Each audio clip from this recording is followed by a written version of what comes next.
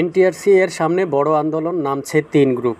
ভিডিওটি না টেনে সম্পূর্ণ ভিডিওটি দেখলে বুঝতে পারবেন যে আসলে 3 গ্রুপ বলতে কোন নিবন্ধনধারীদেরকে বোঝানো হয়েছে। তো আমরা ভিডিওটি স্কিপ না করে সম্পূর্ণ ভিডিওটি যদি দেখি, যেখানে বলা হয়েছে যে আসন্ন ঈদুল আজহা ছুটি শেষ হওয়ার পরপরই বড় ধরনের আন্দোলনে নামছে নিবন্ধনধারীদের 3টি গ্রুপ।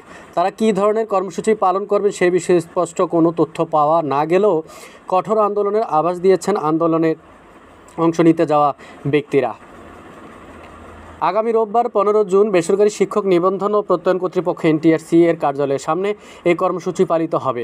1 থেকে 12তম, 17তম এবং 18তম শিক্ষক নিবন্ধন ব্যাচের প্রার্থীরা এই কর্মসূচি পালন করবেন। বিষয়টি নিশ্চিত করে 18তম শিক্ষক নিবন্ধন পরীক্ষায় অংশ নেওয়া প্রার্থী মোহাম্মদ রবিউল ইসলাম দ্য ডেইলি ক্যাম্পাসকে বলেন, 18তম নিবন্ধনে 20,000-এর বেশি প্রার্থীকে ফেল করানো হয়েছে, অথচ ভাইভায় মৌখিক পরীক্ষা 20 নম্বরের মধ্যে প্রশ্ন উত্তরের জন্য রয়েছে মাত্র 4 নম্বর। এই 4 নম্বরের জন্য কেউ ফেল করবে এমনটি হওয়ার সম্ভাবনা নেই। অতীতে কোনো নিবন্ধনে এত বিপুল সংখ্যক প্রার্থী ফেল করেননি। তিনি জানান, কোনো বোর্ডে 30 জনের মধ্যে একজন পাস করেছে, আবার কোনো বোর্ডে 30 জনের মধ্যে 27 জন। এখানে কোনো না কোনো অনিয়ম হয়েছে বলে আমাদের মনে হয়েছে। আমাদের ফলাফল পুনরায় প্রকাশ করতে হবে। এই দাবিতে আমরা আগামী রোববার এনটিআরসি এর সামনে আন্দোলন করব। 17তম শিক্ষক নিবন্ধন পরীক্ষা উত্তীর্ণ মোহাম্মদ জমির উদ্দিন জানান, 1 বছরের নিবন্ধন পরীক্ষা শেষ করতে এনটিআরসির 4 বছর সময় নিয়েছে। এর ফলে আমাদের 739 জন প্রার্থীর বয়স 35 পার হয়ে গেছে। আমরা কোনো গণবিজ্ঞপ্তিতে আবেদনের সুযোগ পাইনি। আমাদের বিষয় নিয়ে আইন মন্ত্রণালয়ের মতামত রয়েছে। আমরা আমাদের ন্যায্য দাবির জন্য 15 জুন এনটিআরসি এ জড়ো হব।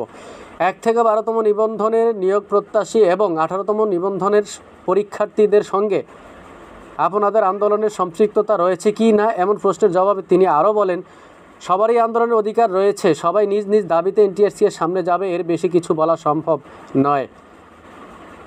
এদিকে ঈদের পর এনটিআরসি এর কার্যালয় ঘেরাও হতে পারে এমন আশঙ্কা থেকে আগে ভাগেই নিরাপত্তা চেয়ে ঢাকা মেট্রোপলিটন পুলিশ কমিশনারের কাছে আবেদন করেছে এনটিআরসি। ঈদের ছুটি শুরুর আগে এনটিআরসি এর সচিব স্বাক্ষরিত এই সংক্রান্ত একটি চিঠি ডিএমপি কমিশনারের কাছে পাঠানো হয়। এনটিআরসি এর পাঠানো চিঠিতে 1 থেকে 12তম এবং 18তম নিবন্ধনধারীদের আন্দোলনের বিষয়টি উল্লেখ করে বলা হয়েছে, 18তম শিক্ষক নিবন্ধনের ফল প্রকাশের পরবর্তী সময়ে 1 থেকে 12তম নিবন্ধনধারীরা এবং 18তম নিবন্ধনের প্রার্থীগণ এনটিআরসি এর কার্যালয়ে ঘেরাও করবে।